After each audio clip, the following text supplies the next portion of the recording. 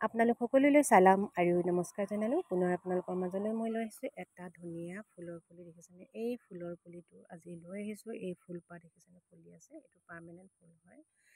আৰু এই ফুলৰ পুলি মোৰ নাৰ্চাৰীত উপলব্ধ পাব। আপোনালোকে মোৰ নাৰ্চাৰীৰ পৰা ক্ৰয় কৰিব পাৰিব। লগতে আপোনালোক সকলোলৈ মই আজি বিশ্ব পৰিৱেশৰ দিনা সকলো ছাত্ৰ ছাত্ৰীয়ে হওক, নিজৰ সন্তান আৰু আনৰ সন্তান সকলোলৈ মই আশীৰ্বাদ আৰু দোৱা কৰিছোঁ। কাৰণ আজি বিশ্ব পৰিৱেশ দিৱস মানেই হৈছে আমাৰ এটা ডাঙৰ দিন। আৰু আমাৰ বহুলোকে বিশ্ব পৰিৱেশটো পালন নকৰে, কিন্তু একচুৱেলি বিশ্ব পৰিৱেশটো পালন কৰিব লাগে। কেনে আমাৰ ল'ৰা ছোৱালীয়ে হওক বা আনৰ ল'ৰা ছোৱালীয়ে হওক বা স্কুলৰ ছাত্ৰ ছাত্ৰীয়ে হওক, প্ৰথমতে আমি তেওঁলোকক শিকাব লাগিব পৰিৱেশ পৰিচ্ছন্নতা। এক নম্বৰ কথা হ'ল তেওঁলোকৰ পৰিৱেশ পৰিচ্ছন্নতা। পৰিৱেশ পৰিচ্ছন্নতাৰ মাজতহে তেওঁলোকে আগুৱাই যাব লাগিব। গতিকে তেওঁলোকে যদি প্ৰথমেই শিকিব লাগিব আমাৰ প্ৰতিটো ছাত্ৰ ছাত্ৰী আৰু আমাৰ প্ৰতিটো সন্তানেই পৰিৱেশ পৰিচ্ছন্নতাটো এক নম্বৰতে শিকিব লাগিব। তেতিয়াহে সকলো ধৰণৰ ক্ষেত্ৰত, সকলো কামত আৰু শিক্ষাৰ ক্ষেত্ৰত আগুৱাই যাব তেওঁলোক। সেইবাবে আজি বিশ্ব পৰিৱেশ দিৱসটো খুব ধুনীয়া এটা দিন।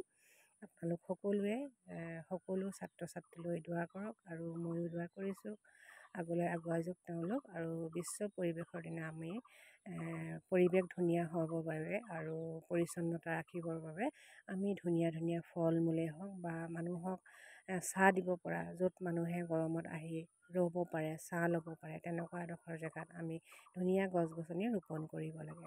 যাতে যি গছে আমাৰ ৰাস্তাৰ কাষত যদি আমি এজোপা ধুনীয়া গছ ৰোপণ কৰোঁ, সেই গছে আমাৰ কিছু বাটৰুৱা মানুহক ছাঁত আপোনালোকৰ ছাঁত তেওঁলোক অকণমান আৰাম ল'ব পাৰিব আৰু তেওঁলোকে জিৰাব পাৰিব।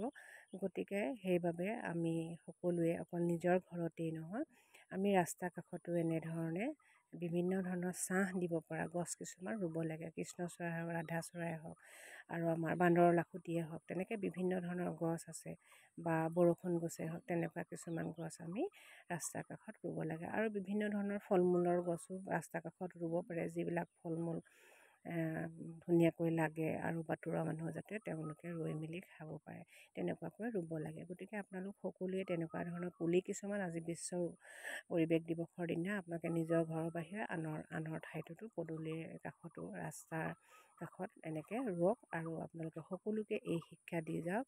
আৰু আমাৰ ল'ৰা ছোৱালীৰ ভৱিষ্যতে হৈছে প্ৰথমটো প্ৰথমটো অধ্যায় আৰু প্ৰথম শিকনি, প্ৰথম জ্ঞান হৈছে পৰিৱেশ আৰু পৰিচ্ছন্নতা।